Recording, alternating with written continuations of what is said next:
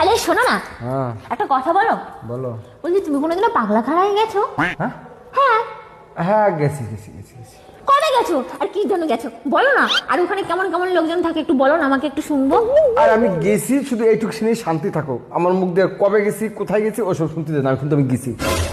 কেন, কোনো প্রবলেম আছে বলতে? আরে বাবা বললি তোমার সাথে আমার ঝগড়াই হবে না। ঝগড়া কেন হবে? কাউকে দেখতে গেছিলে কি?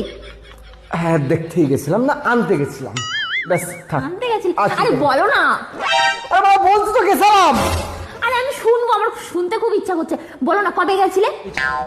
বরযাত্রী নিয়ে গেছিলাম, বরযাত্রী। বরযাত্রী? কার বরযাত্রী নিয়ে গেছিলে তুমি? আমার নিজের বরযাত্রী নিয়ে গেছিলাম তোমারে আনতে।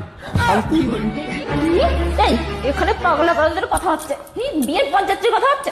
তুই বলে পাগলের থেকে কম কোথায় রে? পাগল আমি